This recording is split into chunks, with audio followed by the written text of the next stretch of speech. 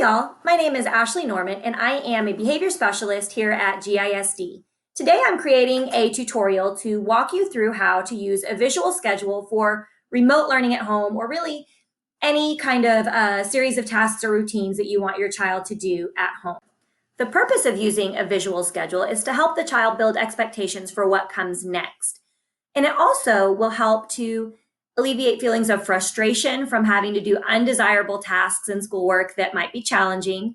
And the hope is that it will avoid behaviors associated with those negative feelings and help them to be more focused on their work and more cooperative with accomplishing their tasks. So the first step that we're going to talk about is actually creating the visual schedule. If your student has been in our program over the last year, then you had the opportunity to get a packet of visual icons from us. So some of you might already have some things on hand. If you don't, no worries. You can always reach out to your child's case manager or teacher. You can reach out to the folks doing Parent U, or you can create your own. So I actually utilized the packet that we gave last year and printed some of the icons from that packet. You also can print real photographs. You can also draw stick figures or simple icons, much like you see here. And I don't have a laminator at home, so I just printed it out and used a paper protector. And I used Scotch tape as a laminator for the small icons. I just wrapped those up. You can use box tape that's clear. It's just a little trick of the trade to keep this schedule that you're going to be reusing daily a little bit more durable. So for those of you who have students with a visual impairment, you're going to want to use a variation of the schedule called a tactual or object schedule. So the way that you do that is you actually just use real objects that are associated with the task. So for reading, you might choose a little book to interact with, a circle for circle time or daily meeting, a rubber band for exercise, a small paintbrush for art. You get the idea, something that associates with the tasks. So you would lay those out in the same order that the schedule is occurring. And you would show your learner each item to explore in the series. So whichever style of schedule you're using, there's a couple of other things that you are going to need. You'll need some sort of bucket or bowl or something to put the finished pieces of the schedule in when each task is complete. And you'll need something that your child is working for. This can be a choice made together, or it can be a choice that you determine. But the schedule is most effective when, at the end of all the non-desired tasks or work tasks that are not their preferred activities, they have a choice of something that is a preferred activity.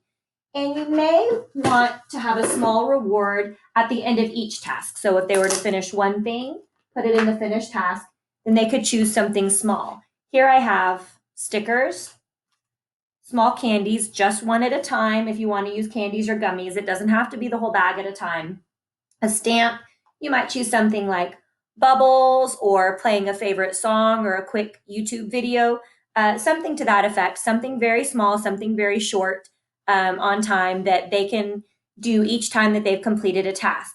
Now, when they've completed all of the tasks on the chart, then that would be time for the bigger reward.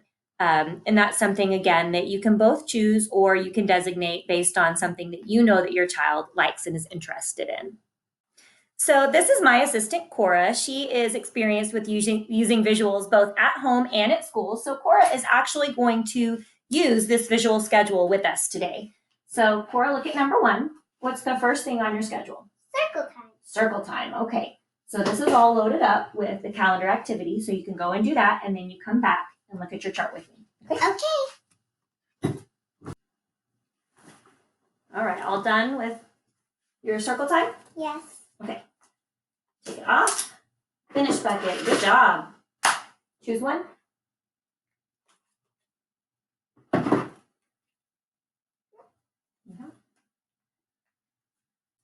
All right. Good deal. What does number 2 say? Science. Science. Cool. We have a neat insect activity we're going to do. Are you ready? All right. Okay, so Cora and I did a science activity, and now she's going to come back and check her chart. Number 2 is science. Science is finished.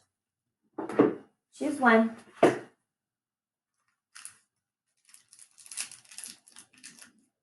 Good job. Check your chart. What's next?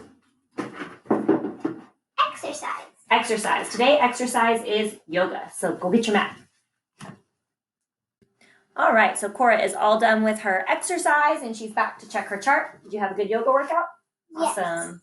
Exercise is Finished. finished. Choose one.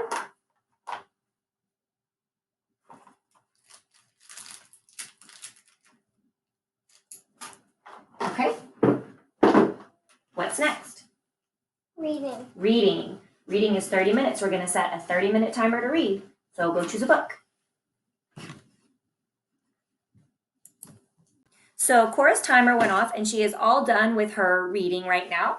So what did you read? The Princess in Black in the Case of the Coronavirus. Ah, Princess in Black. So reading is finished. Choose one.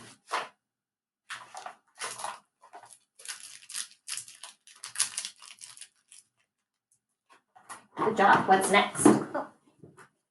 Math. Math. All right. We have a math workbook here. The page you're going to do already has a tag on it.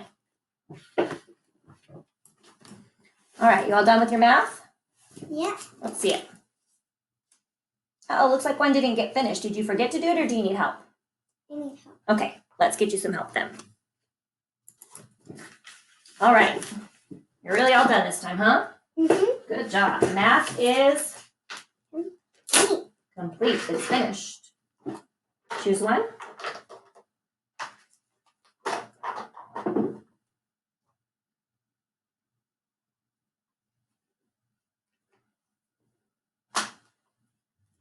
All right. Last thing on your chart is Art. art. Cool. Okay. Art's all done. You ready to check your schedule? Art's finished. Good job. You finished all your schedule for the day. You get screen time. Yay! So thanks everybody for watching. That is the gist of how to use a visual schedule at home. I hope that you found that helpful. And if you have any questions, please reach out to your student's case manager or teacher or the staff at ParentU. Thanks so much and have a good one.